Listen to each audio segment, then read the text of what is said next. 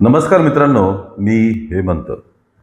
मित्रांनो, अशोक खरात प्रकरण याविषयी आता काही वेगळं सांगण्याची गरज उरलेली नाही आहे. अत्यंत गाजलेलं प्रकरण. मागच्या 3-4 महिन्यात या प्रकरणाने अख्ख्या महाराष्ट्रात अक्षरशः धुमाकूळ घातला होता. महाराष्ट्राचं राजकारण सुद्धा भयंकर तापलं होतं या खरात प्रकरणामुळे.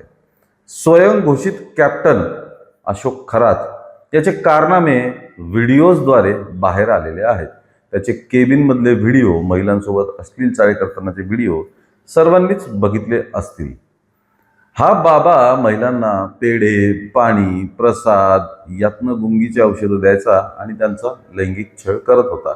असं म्हणतात काही महिला स्वइच्छेने सुद्धा त्याच्याकडनं लैंगिक छळ करून घेत होत्या. जे काय असेल ते प्रकरण SIT आणि पोलिसांच्या तपासात समोर येईलच. पण या बाबतीत आता एक नवीन अत्यंत रंजक गोष्ट समोर आलेली आहे. मित्रांनो, लैंगिक छळ, लैंगिक शोषण हा विषय अतिशय गंभीर असतो. त्याला मर्यादाच नाहीये, इतका गंभीर तो विषय असतो. कायदेशीर सुद्धा कडक कारवाई या प्रकरणांमध्ये केली जाते. पण दुर्दैवाने, अतिशय दुर्दैवाने लैंगिक शोषण हा एक रंजकाचा आणि चघळण्याचा विषय सुद्धा आपल्या देशात बनून जातो. एखाद्या महिलेचं लैंगिक शोषण झालं तर तो विषय, त्याची चर्चा, त्याच्यात लोकांचा इंटरेस्ट हा भयंकर असतो. काय झालंय काय नाही हे बघण्याचा. आणि अशोक खरात प्रकरणामध्ये तर फक्त चर्चाच नव्हती, तर त्याचे 100हून अधिक व्हिडिओ सुद्धा होते. हे व्हिडिओ असल्यामुळे हा विषय अजून चवीने चघळला जात होता.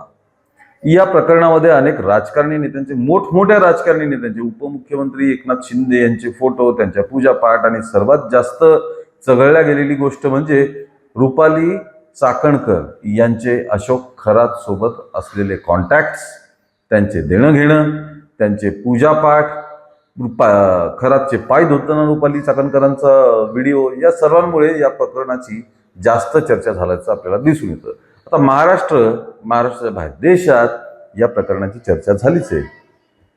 पण अतिशय इंटरेस्टिंगली या प्रकरणाची चर्चा देशाबाहेर सुद्धा होऊ लागलेली आहे. देशाचा एखादा विषय असेल तर त्याची विदेशात चर्चा होणं साहजिक आहे. पण देशातलं एक राज्य, त्यातलं एक शहर, त्या शहरातला एक भोंदू बाबा आणि त्याचे कारनामे याची चर्चा बाहेर देशांमध्ये व्हावं असं क्वचितच घडत असतं. पण मी जसं सांगितलं की हा लैंगिक शोषणाचा विषय आहे. त्यात व्हिडिओ एव्हिडन्सेस आहेत. हे व्हिडिओ सोशल मीडियावरती लीक झालेले आहेत. त्यामुळे बाहेर देशातील लोकांना सुद्धा यामध्ये प्रचंड इंटरेस्ट वाटू लागलेला आहे. अशोक खरातचे व्हिडिओज फक्त सोशल मीडियावर पसरले नाही, तर त्यांची विक्री सुद्धा होऊ लागलेली आहे.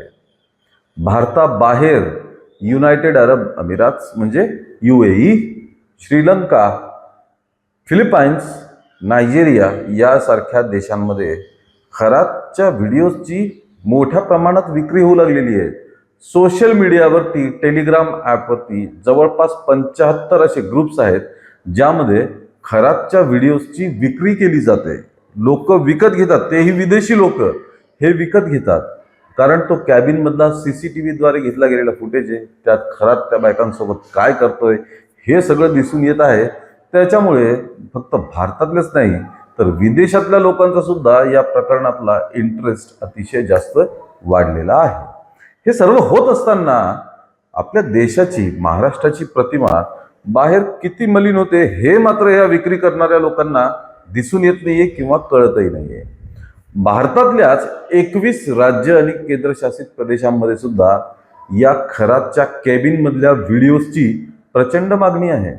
बरं, मागणी असली तरी अवघ्या 20 रुपयात हा व्हिडिओ विक्री केला जातो.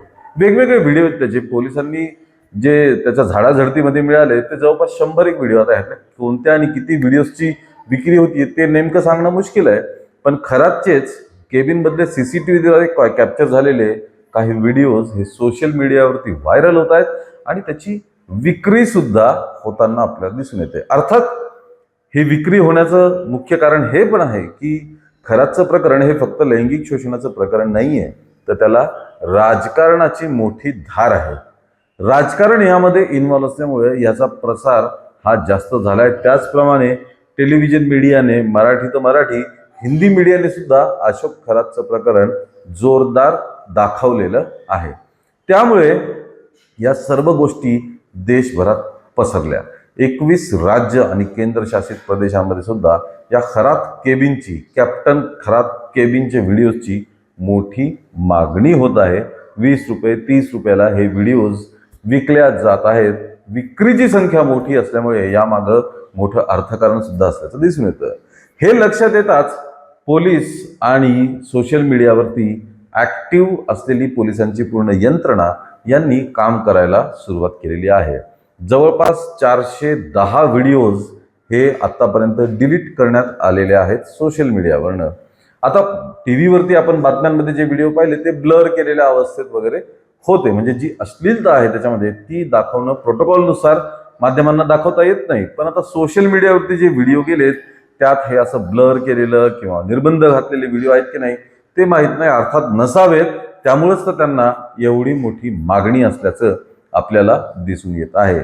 त्याचप्रमाणे पोलिसांनी, सायबर क्राईम पोलिसांनी काही सोशल मीडियातील ग्रुप्सला त्यांना नोटिसा पाठवलेल्या आहेत. त्यांकडनं काहींचे रिप्लाय सुद्धा आलेले आहेत आणि त्यांनी ही विक्री बंद केल्याचं समजून येतं. पण बाहेर देशात जी विक्री होत आहे त्याला कसं कंट्रोल करणार आणि देशाची आणि आपल्या राज्याची प्रतिमा जी अशा प्रकरणामुळे, या भोंदू बाबांसारख्या प्रकरणामुळे मलिन होते, त्याला मात्र निर्बंध घालणं हे पोलिसांसमोर सुद्धा एक मोठं आव्हान आहे.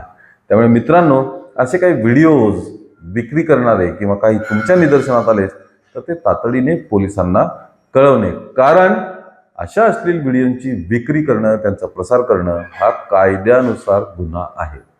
अशा व्हिडिओजची विक्री वगैरे करता येत नाही. जे चाललंय ते छुप्या पद्धतीने चालू आहे. पण जर आपण यदाकदाचित अशा प्रकरणात कुठं सापडलात तर आपल्यावरती सुद्धा कायदेशीर कारवाई होऊ शकते. त्यामुळे आपल्याला मेसेज येऊ शकतो असे व्हिडिओ पाहिजेत का वगैरे म्हणून. असं काही आढळल्यास तात्काळ पोलिसांना त्याचं इंटिमेशन द्या, पोलिसांना कळवा आणि हे असले गैरप्रकार होणं थांबवणं अत्यंत गरजेचं आहे. आपल्याला असे काही मेसेजेस आलेत का किंवा आपल्या निदर्शनास या खरातच्या व्हिडिओबद्दल काही आलेलं असेल तर कमेंटमध्ये नक्की कळवा. या व्हिडिओला लाईक आणि शेअर करा आणि आमच्या चॅनलला ताबडतोब सबस्क्राईब करा. धन्यवाद.